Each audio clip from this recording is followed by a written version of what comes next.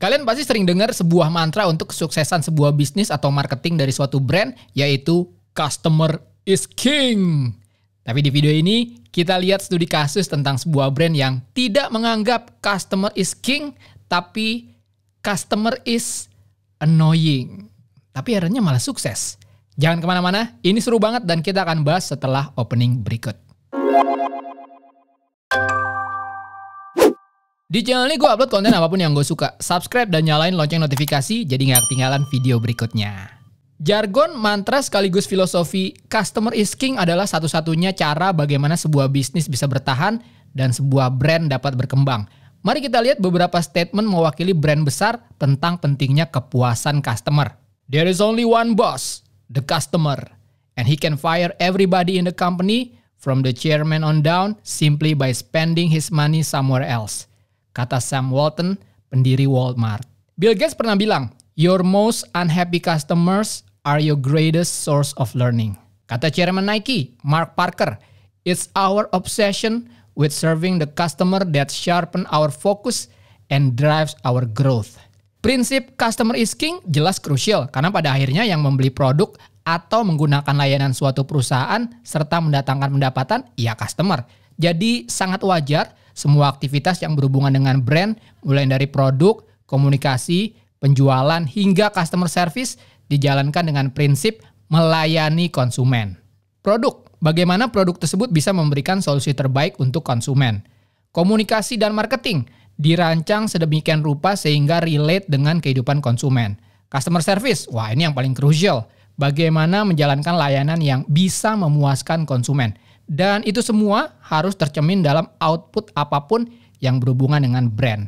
Bahasa kerennya harus representatif. Punya website harus mencerminkan brandnya dong. Apalagi kalau websitenya website jualan. Tampilan visual harus cakep, keterangan produk harus jelas, proses pembeliannya harus memudahkan konsumen dan sebagainya. Punya akun sosial media, sama. Brand harus selalu engage kepada konsumen dengan cara-cara yang bisa memuaskan konsumen sehingga konsumen terus setia dengan brand dan produk kita. Nah, gimana kalau ada satu brand yang mendobrak nilai-nilai dan filosofi customer is king dan mereka tetap bisa sukses menjalankan bisnisnya dan membangun brandnya? Sebuah brand brengsek yang berhasil bernama dbrand. Dan berikut adalah studi kasusnya. Sekarang kita kenalan dulu dengan brandnya. dbrand adalah sebuah brand dari Kanada yang memproduksi skin untuk gadget seperti smartphone, tablet, laptop, sampai konsol. Kalau di sini kayaknya Exacode lah ya. Dan kalau sampai di sini kalian udah tahu brandnya dan juga fenomenanya yang terjadi terkait dengan brand ini, kalian pasti termasuk dua golongan berikut ini. Pertama, kalian tech enthusiast dan sering nontonin video tech YouTuber luar seperti MKBHD dan lain-lain. Yang kedua, kalian aktif di Twitter. Kalau kalian bukan termasuk ke dalam kedua golongan tersebut, gue yakin kalian nggak pernah tahu tentang brand ini. Kenapa kedua hal tersebut penting? Karena ini sangat berhubungan dengan faktor yang membuat brand brengsek ini bisa sukses. Kita akan kembali lagi ke sini nanti. Sekarang mari kita gali lebih dalam lagi. So, apa yang menarik dari dbrand ini? Kalian ingat tentang customer is king filosofi yang gue bahas tadi di awal video? Well, dbrand adalah brand yang seolah-olah bilang F that, bodo amat lah, kita nggak peduli sama customer. dbrand adalah brand yang hobinya ngerosting netizen di sosial media. Mari kita lihat beberapa contohnya. Lihat gimana dia membalas pertanyaan netizen yang nanya kenapa nggak bikin skin mobil. Dan jawabannya tuh sedap bener. Alah lu semua shipping $5 aja pada komplain segala minta skin mobil. Nyerah gua. Nah lagi nih, gimana dbrand membalas netizen yang minta skin gratis dan ngancem akan beli produk kompetitornya. Netizennya bilang kirimin skin gratis kalau enggak gue beli di Slick Wraps. dbrand pun jos banget balasnya, gidah beli, mereka butuh duit tuh. Asik bener ngerosting netizen sekaligus kompetitor. Mantap. Terus apa lagi? Produk smartphone yang kurang populer kena sikat juga sama dbrand. Brand legendaris kayak Nokia, oh tenang, kebagian juga. Oke, itu sedikit gambaran gimana dbrand hadir di sosial media khususnya Twitter. Kalau kalian mau lihat lebih banyak keributan yang dibuat oleh dbrand ini, langsung follow aja akun Twitternya. Dan kalau kalian mengira kiprah dbrand cuma sampai situ, kalian salah. Mari kita lihat beberapa contoh email marketing yang dikirimkan dbrand kepada customernya. Kalau kita analisa sedikit, email marketing dari dbrand ini terdiri dari dua bagian. Bagian visual dengan copy yang menarik. Contohnya ini nih, headline-nya The more you spend, the more we make. Dengan call to action, empty your wallet. Copy yang direct, jujur, dan tanpa basa-basi. Itu di bagian visual. Nah, di footer di bagian bawah inilah yang menurut gue lebih menarik. Storytellingnya keren, karakternya yang witty, ngehe, sok edgy, itu juga tetap hadir, tapi konteks dalam tanda kutip jualan produknya juga tetap dapat. Serius, kalau kalian copywriter, email marketingnya di brand ini bagus banget buat dijadiin inspirasi. Dan kekuatan copywriting inilah yang membuat email marketing yang biasanya membosankan, jualan doang, diubah oleh di brand menjadi sesuatu yang ditunggu-tunggu oleh customernya. Brilliant. Engagement di brand ke customer lanjut ke direct marketing, di mana di setiap pengiriman skin, di brand menyisipkan surprise-surprise kecil, kadang sesuai dengan request customer. Again, sesuai dengan personality-nya yang ingin dibangun, udah pasti surprise-surprise tersebut kagak ada yang beres. Satu lagi deh contohnya, habis ini baru kita bedah strateginya. Sekarang kita lihat website dari dbrand sebagai pusat bisnis mereka, karena transaksi pembelian dilakukan di website ini. Sebagai sebuah website e-commerce, tampilannya cukup rapi dengan menu yang jelas. Foto-foto produknya juga tampil dengan kualitas tinggi sesuai dengan segmentasi skin premium yang mereka coba bangun. Dan buat gue sebagai seorang copywriter, kopi-kopi di website ini yang tetap bikin gue amazed. Headline dan keterangan produk yang menarik, ditambah dengan kalimat call to action yang unik. Coba lihat bagaimana di brand memberi nama skin untuk Steam Deck, Project Kill Switch. Kill Switch. Yang gamer pasti ngerti lah ya maksudnya apa. Kemudian lihat call to action untuk skin PS5 berwarna hitam, di mana di brand sempat kena sue oleh Sony karena pelanggaran hak cipta. Mereka pun gak menyerah, hadir lagi dengan desain yang sedikit berbeda, dan lihat call to action yang bertuliskan Checkmate Lawyers. Brilliant. Serius, gue saranin kalian yang copywriter harus main-main ke website di brand ini untuk belajar tentang copywriting yang engaging. Oke, kita udah melihat wajah dan personality dari di brand di semua channel komunikasi dan retailnya ya. Sekarang kita ke inti video ini, kenapa brand dengan personality seperti ini bisa sukses atau setidaknya berhasil membuat hype di sosial media.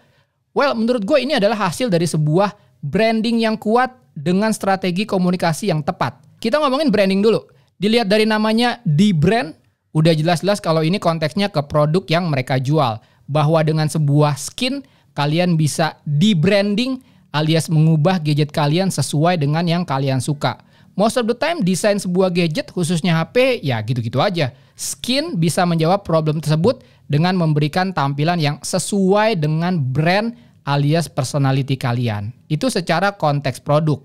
Nah, uniknya imbuhan D pada kata di brand ini juga bisa berarti the opposite of. Misalnya pada kalimat-kalimat deactivate, demotivate, dan lain-lain. Dan di brand, the opposite of brand.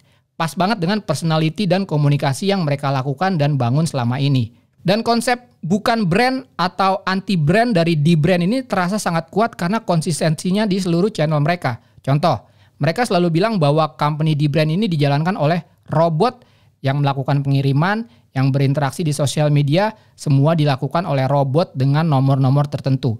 Tentu aja kita tahu kalau ini nggak benar dan sekedar gimmick aja. Tapi lihat deh gimana di brand berkomunikasi di sosial media dengan cara yang dingin, straightforward, kaku, ditambah dengan personality yang toxic, so edgy, arogan, gak chill, yang konsisten di semua channel. Ini cukup membuat kita sedikit percaya, jangan-jangan memang ada robot dengan programming dan algoritma tertentu di balik brand ini.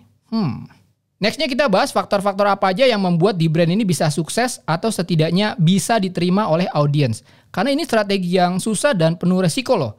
Dan ini nggak bisa dilakukan oleh semua brand, bahkan untuk ditiru sekalipun. Nah, menurut gue kesuksesan di brand ini bisa disimpulkan dengan kalimat di brand berkomunikasi di media yang tepat kepada audiens yang tepat. Kalau kita lihat, di brand hanya berkomunikasi di beberapa channel aja. Di YouTube untuk konten-konten informatif yang sifatnya tutorial, khususnya tentang bagaimana cara memasang skinnya. Lalu mereka punya juga halaman di Reddit dan juga Discord. Kemungkinan fungsinya sebagai media PR, dan untuk engagement sendiri mereka menggunakan Instagram dan Twitter.